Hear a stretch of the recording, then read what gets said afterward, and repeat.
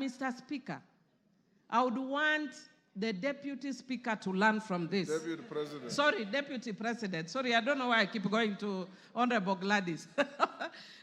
Mr. Speaker, in my book, which I've just released, Rig or Be Rigged, Principle 9, the power of words, taming the tongue.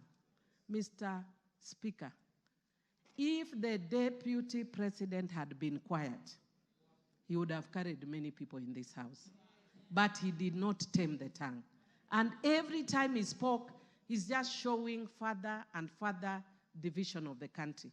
And I feel sad as a country that many people, even my friends, because I have many friends in Central Kenya, who are calling me, are not calling me from a governance perspective. They are telling me, please save us Mount Kenya. Mr. Speaker, when will we ever reach a point as a country when we look at governance issues and not ethnic parochial issues that have divided the country for a long time, Mr. Speaker? Mr. Speaker, I do empathize with the Deputy President, and I wish the hand he extended to the President, he had done it much earlier. Mr. Speaker, I hope he learns from the experience of Coriolanus of ancient Rome, who had won many battles, and his fame preceded him. But when he got in politics, his mouth brought him down. Mr. Speaker, I support.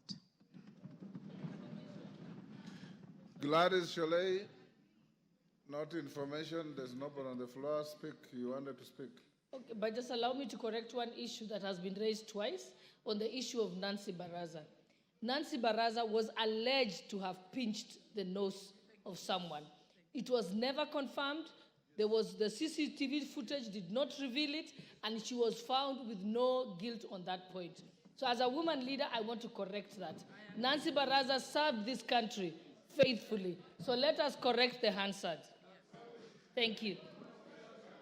Go on. Honorable Speaker, I can proceed.